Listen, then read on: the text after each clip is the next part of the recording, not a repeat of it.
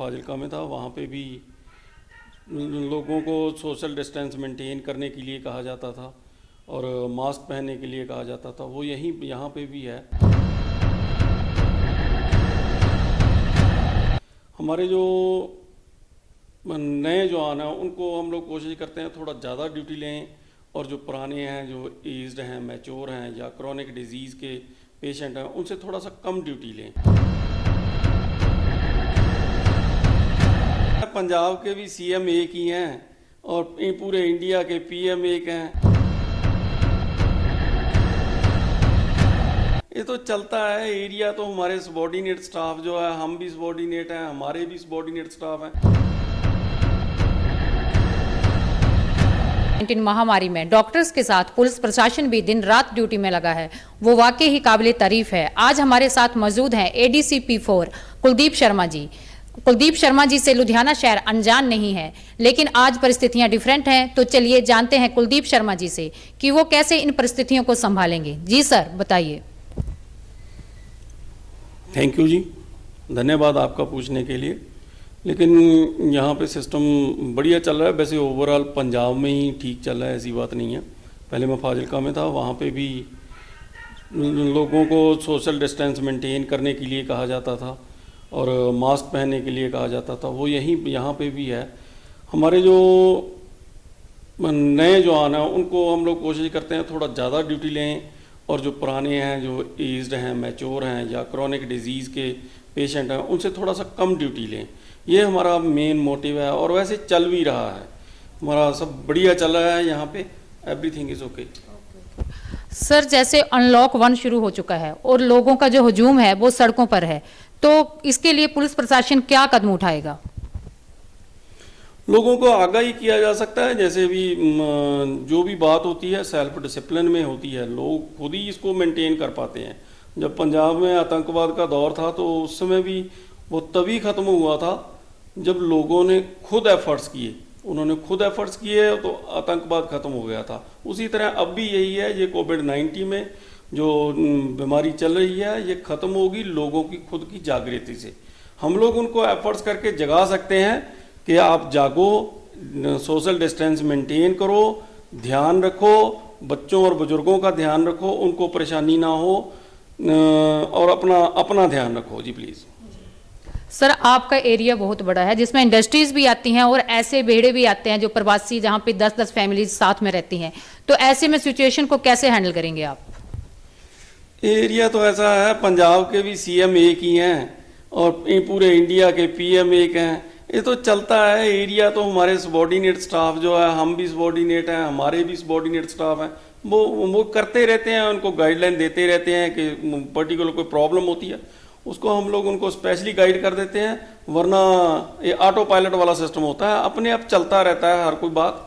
हम लोग गाइड करते रहें गाहे हमारे सबॉर्डिनेट स्टाफ को कि कैसे करना है, लोगों को आगाह करते रहते हैं। ये चलता रहता है ऐसे प्लीज़। सर, इस कोरोना जैसी महामारी में जो पुलिस प्रशासन की छवि है वो रोल मॉडल बनकर उभरी है, लेकिन कहीं ना कहीं जो पुलिस की सहायता के लिए या पब्लिक की सहायता के लिए जो वॉलंटियर खड़े किए गए हैं वो कहीं ना कहीं प्रश्न चिन्ह लगा रहे हैं। उनके बारे में आप क्या कहेंगे, जो उनका बिहेव है पब्लिक के साथ? ऐसे में तो ये भी मैं कहूँगा कि सम टाइम कुछ जगह पे कुछ हमारे मुलाजिमों ने भी लोगों के साथ मिसबिहेव किया होगा। ऐसी बात नहीं है। हम लोग समाज में से है, समाज हमारे साथ है। जैसा समाज है वैसे ही हम हैं। कोई लोग अग्रेसिव होते हैं, वहाँ से जो भी डिपार्टमेंट में आएगा वो अग्रेसिव होगा। कुछ लोग शांत होते हैं, सोसाइटी में से जो भी आदमी आएगा वो शांत होगा। ये सोसाइटी के जीव हैं, जैसी सोसाइटी है वैसे ही ये लोग हैं। ऐसी बात नहीं। वॉलंटियर्स को हम लोगों ने ना तो कोई ट्रेनिंग की है ना कोई डिपार्टमेंट के हैं, लेकिन फिर भी वो अपनी तरफ से एफर्ट्स करके कोशिश करके काम कर रहे हैं। ये बहुत बड़ी बात है। उन्होंने अपना टाइम दे रहे हैं पुलिस को, लोगों को।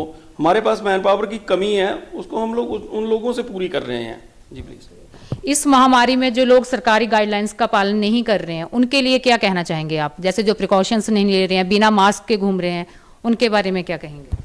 उन लोगों को तो मैं यही कहूँगा कि प्लीज़ ध्यान रखो। जैसे मैं पहले कह चुका हूँ कि जब तक लोग खुद कॉन्शियस नहीं होंगे ये कोरोना डिजीज़ नहीं जाएगी। जब लोग खुद कॉन्शियस होकर इसका ध्यान रखेंगे, खुद गौर करेंगे, तो ये कोरोना डिजीज़ को बाय बाय हो जाएगा, ऐसी बात नहीं है। हाँ, फिर भी कुछ लोग ऐसे होते हैं जो लोग जानबूझकर इसकी लापरवाही करते हैं, उनके लिए हम लोग थोड़ा सख्ती का स्टेप लेते हैं। जैसे उनको फाइन इम्पोज किया है, गवर्नमेंट ने अभी किया है, फाइन लगाओ, मास्क नहीं पहनते हैं, स्पिटिंग करते हैं, ऐसे लोगों को फाइन लगाते हैं, वो फाइन उन लोगों को पे करना पड़ता है। ऐसे थोड़ा सख्ती के साथ भी हम लोग चलेंगे, चल भी रहे हैं और चलेंगे भी। जी प्लीज़।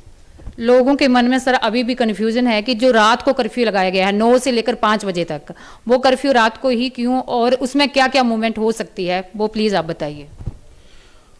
वो वैसे गवर्नमेंट का ऑर्डर आया हुआ है, करीब 13-14 पेज का है, उसमें उसको देखा जा सकता है। और उसमें कोई अगर कोई पर्टिकुलर बात है तो मैं बता सकता हूँ। ऐसा है ना, वो जो ऑर्डर है वो काफ़ी बड़ा है, सभी को पढ़ना चाहिए, उसको देख भी लेना चाहिए। मेरे ख्याल अखबार पेपर्स में भी वो आ गया है, उसके बारे में जो है उसका ध्यान रखते हुए। ये जो रात को बंद करने वाली बात है, ये तो इसीलिए ही है ताकि रात को जो मूवमेंट है, लोगों की गैदरिंग होती है मैरिज फंक्शन में और कहीं पे, इसको रोकने के लिए। तो धार्मिक कार्य है, सोशल कार्य है, राजनीतिक कार्य है, लोगों की general gathering, marriage palace, marriage वगैरह में, इसको रोकने के लिए ये कर्फ्यू वगैरह इम्पोज किया हुआ है ताकि ऐसी गैदरिंग्स ना हो। अगर कोई उनमें ऐसी गैदरिंग में एक भी आदमी पॉजिटिव आ जाए, वो दूसरों सभी को डिफेक्ट कर देगा। इसको बचाने के लिए यह कोशिश की गई है। बाकी गवर्नमेंट के डिसीजन है, उसको हम लोग इम्प्लीमेंट कर रहे हैं। जी प्लीज। सर जाते जाते एक पर्सनल सवाल, आपकी सफलता का राज? एक तो हम लोग डिसिप्लिन फोर्स के मेंबर हैं। हम लोगों के ऐसा होता है कि जो सीनियर्स के ऑर्डर हैं वो चलते हैं। जो सीनियर्स ने बोल दिया, उन्होंने कोई माइंड में बात रख के की होगी, उसको हम लोग ओबे करते हैं। ये तो है हमारे डिसिप्लिन का काम। डिसिप्लिन से ही अगर लोगों में ऐसा डिसिप्लिन आ जाए तो ऐसी प्रॉब्लम ही नहीं आएगी। उसके बाद हमने ट्रेनिंग भी की हुई है, उसके बाद हम लोग डेडिकेटेड भी होते हैं। सरकार का जो काम दिए है उसको इम्प्लीमेंट करने के लिए हम लोगों की डेडिकेशन होती है। इसीलिए हम लोग, मैं सोच रहा हूँ, कामयाब हैं। बाकी तो जैसा सोसाइटी के लोग हैं, आप हैं, चल रहे हैं हमारे साथ, हम लोग इसके सहारे भी हैं। ये भी कामयाबी का कारण है। जी सर, जो इंटर स्टेट के लिए मूवमेंट रहेगी उसके लिए पास अप्लाई करना पड़ेगा या कैसे है? अभी तो मेरे ख्याल शायद गवर्नमेंट ने कह दिया कि इंटर स्टेट फ्री है, इंटर स्टेट कोई भी जा सकते हैं। जो कर्फ्यू टाइम नहीं है उसमें जाके आ सकते हैं। वहाँ कोई वो नहीं है, बंदिश नहीं है। ये हमारे साथ थे एडीसीपी 4 कुलदीप शर्मा जी, जिन्होंने बताया कि आज भी कैसे पुलिस प्रशासन दिन रात अपनी जान को जोखिम में डालकर ड्यूटी करने में लगा है। मैं सान्या शर्मा लुधियाना से कैमरामैन विशाल के साथ। Thank you.